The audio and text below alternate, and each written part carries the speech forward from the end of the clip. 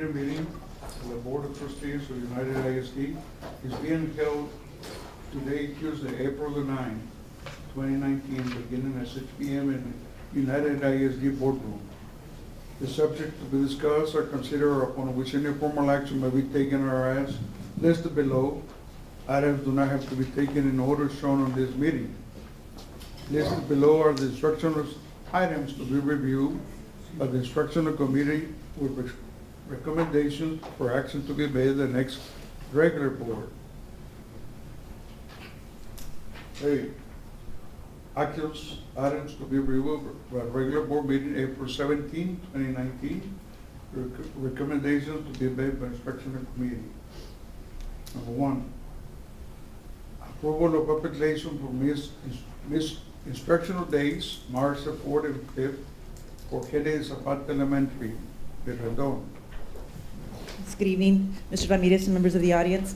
We bring before you a waiver for Miss Instructional Days for instruction for Kennedy Zapata on March 4th and 5th of this school year. Kennedy Zapata sustained a major water line break in the school, so we had to cancel the classrooms. There was a lot of water damage into the areas, library, hallways, classrooms as well. So that Monday, the water had run to the building throughout the course of the weekend, and so we canceled classes on Monday, try to prepare, get the water out. We had a lot of support from various departments across the district, and we were able to clean the building, but it took us 2 days. So Monday and Tuesday, which was March 4th and March 5th, classes were suspended, and we did not get back to school until Wednesday. I got to see the pictures, and it was really, everybody was using the mop. Mops and brooms and everything else we had, sir. Shop vacs, everything. It was from the city? No, sir, there was a domestic water line part failure inside one of the workrooms. Oh, I see. It's probably water line. Water line, yeah. Thank you, ma'am.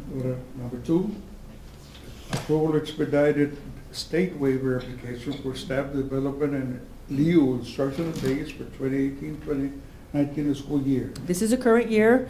I did make contact with the Texas Education Agency. Although we comply with the 75,600 minutes required, this is just a cushion that they suggested that we submit the waiver for the current year, showing because we only have 180 days, 175 days of instruction. So the days that we are looking at submitting in lieu of instructional waiver days, in lieu of instruction is January the 8th, January 21st, February 25th, and May 27th of this school year.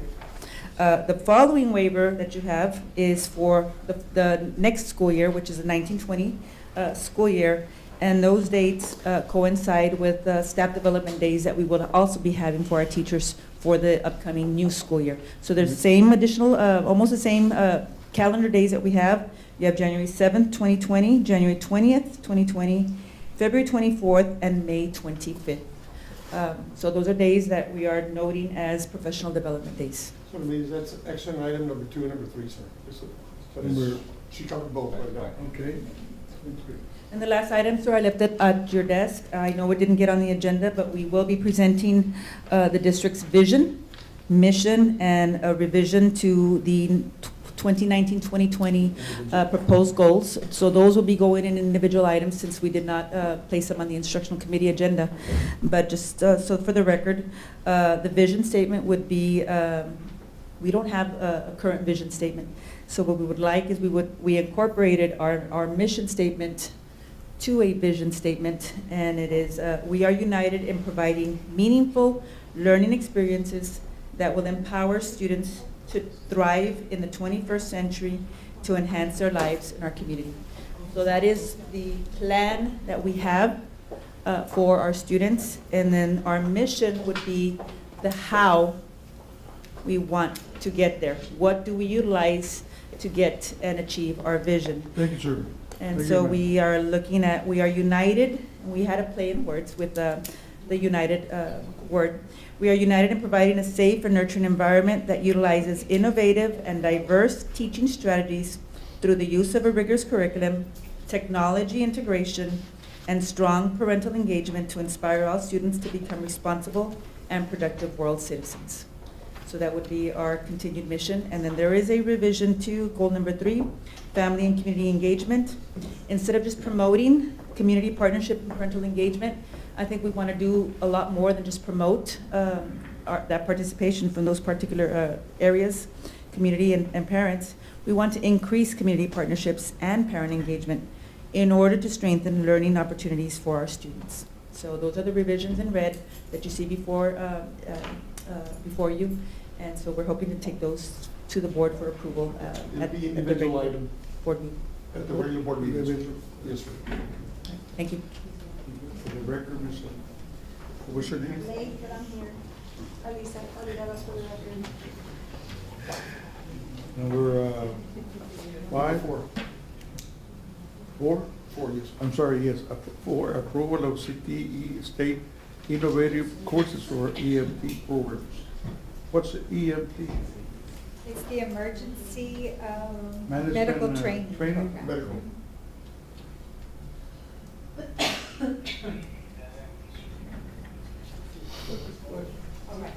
Good evening, Mr. Ramirez and Ms. Oliveros. I'm here tonight to present on behalf of Ms. Angie Sanchez the EMT Basic Program.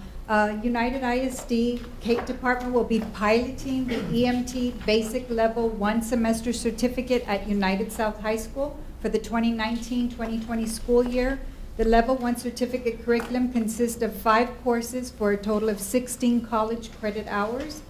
And they're accepting a maximum of 15 12th grade students are allowed each year into the program. After completing the curriculum, students are required to pass the National Registry of EMT exam in order to be eligible for any state certification. The national certification is valid and recognized in all 50 states. Post-graduation options, students can work for private EMS companies, hospital emergency rooms, plasma centers, correctional facilities, and oil companies. Students have also used the EMT certification to open doors in law enforcement. Students can continue at Laredo College for additional college credit hours towards becoming an advanced emergency medical technician or paramedic. TEA requires the Board of Directors to approve these innovative state courses for implementation. The courses are disaster response for 1 credit and emergency medical technician basic for 2 credits. And as per TEA, it says innovative courses allows districts to offer state-approved courses to enable students to master knowledge, skills, and competencies not included in the essential knowledge and skills of the required curriculum. And the school districts may offer any state-approved innovative course for state elective credit only if approved by the local board of directors. So that's why we're here tonight.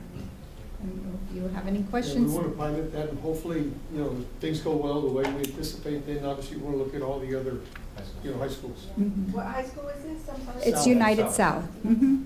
The courses in yellow are the innovative courses. So they would take the clinical EMT and the emergency medical technicians class. That's it's a double block class, 2 credit for 2 credits. Fall semester? Yes, in the fall semester, and then in the spring semester, they would take the disaster response for 1 credit, and they would earn college credit hours. Mhm. We've got the LC professor teaching the class right now. We don't have anyone that's certified. So that's how we want to start with LC. Well, that would be awesome. Hopefully we can eventually get it all at the high school. Yes. Mhm. Thank you. Thank you. Good evening, Mr. Ramirez, Ms. Oliveros, Mr. Santos, and committee members who are here. On behalf of Ms. Cindy Rodriguez and myself, we had a group of our colleagues that approved the textbooks that are coming for this coming year. As you are aware, our teach changed for our ELAR, which is English Language and Reading. And so our recommendation at the elementary school would be English Language Arts, Reading K-8, McGraw-Hill, Spanish Language Arts, Reading K-6, McGraw-Hill, English Learners Language Arts, 7-8, McGraw-Hill, handwriting K-5, English and Spanish, McGraw-Hill, spelling 1-6, English, Spanish, McGraw-Hill. This takes care of our elementary recommendations through the committee that voted on this. And then the district for the middle school, we're recommending English Language Arts and Reading, which is our ELAR, books, which will be 6 through 8, McGraw-Hill, Spanish Language Arts and Reading, McGraw-Hill, English Learners Language Arts, 7 through 8, McGraw-Hill, and then Spelling 6, English and Spanish, McGraw-Hill. This should take care of us in meeting the new TEKS, and the committee members felt that McGraw-Hill was more aligned to what we would expect to do to be college-ready and ready for the test that we'd be taking in their skill sets. If you have any questions, I'll be... actual textbooks? There are textbooks, there are resources, different workbooks. There's some online. Some are online, All committee members were included, not only from our staff, but also teachers from our campuses. every teacher. She was saying nothing All online. areas. There'll be some things online. There'll be things online that we have access to. Okay. It's a package. It looks like McGraw-Hill is the company to go with then. And there were several companies we looked at, but this is the one that the committee felt more comfortable to make that recommendation for you all to see. Okay. Thank you. Yes, thank you. Thank you, sir. We have no public comments. No public comments?